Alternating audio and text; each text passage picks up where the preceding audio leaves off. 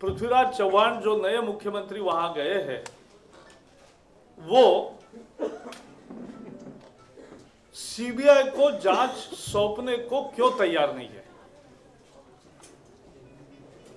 क्योंकि हमने पहले दिन से सीबीआई जांच की मांग इसलिए की थी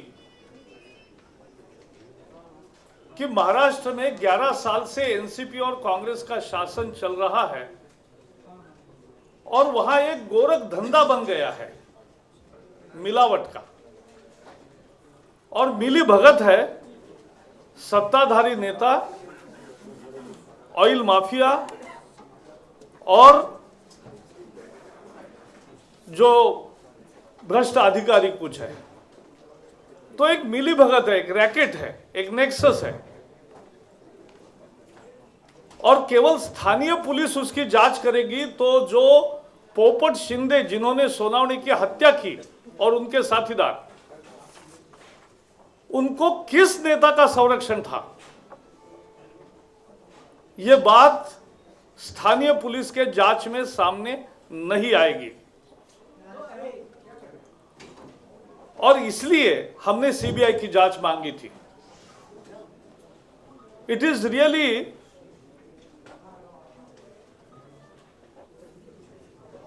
we are really unable to understand why Prithviraj Chauhan, who is a new CM in Maharashtra, is shying away from the CBI inquiry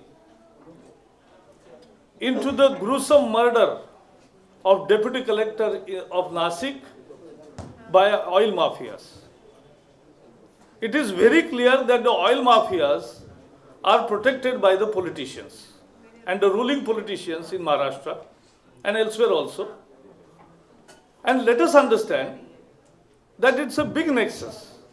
Last 11 years, Congress and NCP is ruling the state, and there are vested interests, and thousands of crores change hand in this racket of adulteration.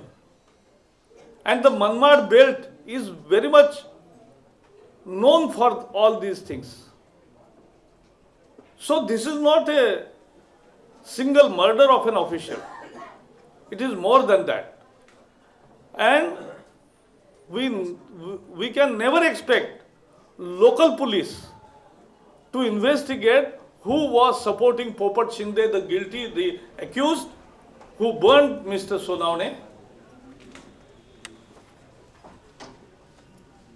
So that nexus has to be unearthed.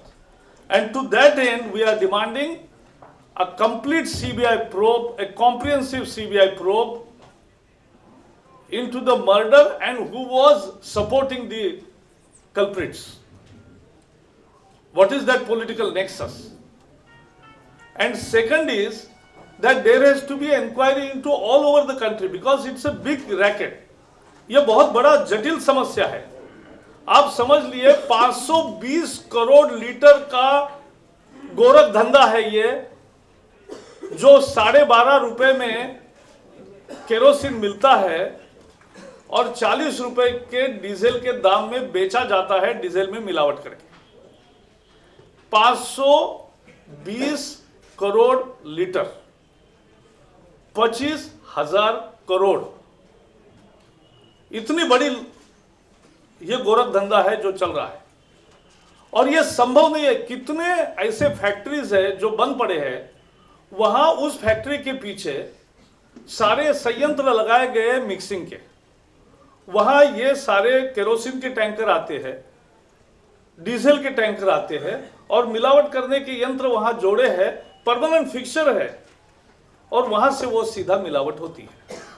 अब ये सबको पता है अधिकारियों को, लेकिन नेताओं का संरक्षण प्राप्त ऑयल माफिया के खिलाफ काम नहीं कर सकते अधिकारी, और कुछ अधिकारी तो भ्रष्ट भी है, वो भी मिले हुए हैं। लेकिन प्रामाणिक अधिकारी उसको जाएगा तो उसकी हालत सोनावणी जैसी हो रही है। और इसलिए हम मांग करते हैं कि सरकार सब्सिडी रेजिम का ऐसा रिव्यू करे कि जिससे यह अडल्ट्रेशन भी नहीं होगा और केरोसिन कूपन जारी करके गरीबों को सस्ते में केरोसिन भी मिलेगा।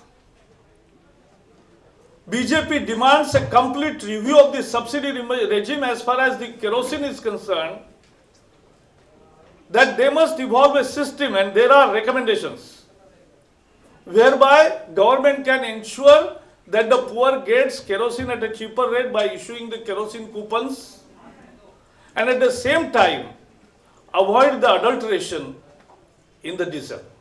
But this is need of the hour. Whatever Jaipal Reddy with good intentions have said, marking and everything, are all experiments which have failed in the past. So they won't carry. दूसरा मुद्दा है कि सरकार की पोल हर रोज खुल रही है और हमारा आरोप है कि सरकार सच्चाई को छुपाने के लिए सारे घोटालों पर पर्दा डालने की कोशिश में है. The government is engaged in a cover-up operation of the corruption scams. Just 4 examples. CWG accused are on bail, out of jail, because there is no charge sheet. 2 महीने के मुदत के बाद भी चार्जशीट दायर नहीं हुआ, इसलिए CWG के जो 3 अधिकारी पकड़े गए थे आज जेल के बाहर हैं. 2G के मामले में 15 महीने के जांच के बाद भी सीबीआई ने कोई चार्जशीट दायर नहीं की है. परसों मुंबई हाईकोर्ट को फटकार लगानी पड़ी और आदेश देना पड़ा, मुंबई हाईकोर्ट ने आदेश देना पड़ा हाईकोर्ट को कि आदर्श के स्कैम में इतने दिन से सारे डॉक्यूमेंट्स देखने के बाद एफआईआर क्यों नहीं रजिस्टर हुआ. नहीं होगा, आदर्श में एफआईआर नहीं होगा. सीबीआई चार्जशीट सीडब्ल्यूजी में नहीं देगी. 2G की जांच कभी भी पूरी नहीं होगी, क्योंकि यूपीए सरकार ये होना नहीं चाहती है, ये पूरी करना नहीं चाहती है. और जिस तरह से सीवीसी के मामले में, और खुद सुप्रीम कोर्ट ने प्रधानमंत्री को यहां तक पूछा 2G के मामले में कि इतने दिन लूट चलती थी, आप खामोश क्यों रहे.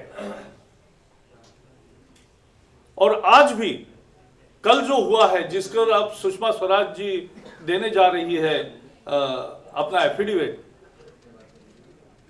सरकार को पूरा पता था, फिर भी ये चुप रहे. ये चुप नहीं रहे हैं, ये कोई अज्ञान की बात नहीं है, ये जानबूझकर सरकार की नीति है कि कैग पर हमला करो, सीबीआई को दबाओ कि वो कुछ ना करे. और गवर्नमेंट की रणनीति है कि कुछ सब मिलकर एक दिखावा करो, एक छलावा करो कि हम भ्रष्टाचार के खिलाफ कुछ कर रहे हैं, लेकिन प्रत्यक्ष मत करो कुछ और सब छिपा लो. यह पर्दा डालने की, कवर अप ऑपरेशन की भारतीय जनता पार्टी घोर निंदा करती है. और ये इन दोनों के बारे में मैंने आज एक प्रेस बयान भी दिया है. एक जानकारी देनी है, फिर इसी सिलसिले में आगे अनुराग जी आपसे बात भी करेंगे.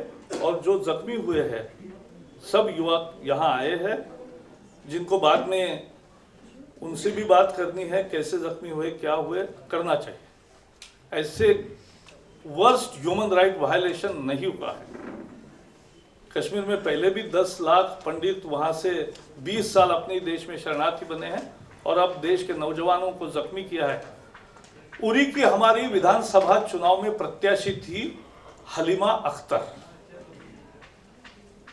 ये प्रेस नोट में नहीं है, इसलिए थोड़ा नोट करोगे आप.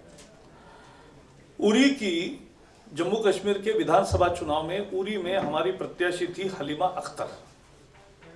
उसको 25 तारीख को घर से ले गए पुलिस, आंख पर पट्टी बांध के 3 दिन प्रताड़ित किया.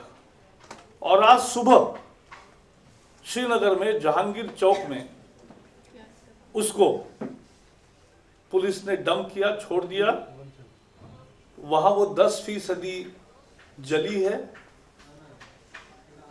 और उसके आधे बाल काट दिए हैं. तो इससे ज्यादा अत्याचार नहीं हो सकता. वो अभी श्रीनगर के अस्पताल में है. मैं बाद में जिनको उनसे या उनके साथी जो है वहां फोन नंबर वगैरह है मैं दे दूंगा. लेकिन ये पूरी कहानी, और जिन्होंने सारा लड़ा भी और बहादुर नौजवानों ने अनुराग जी के नेतृत्व में जो किया, तो अनुराग जी अभी बताएंगे।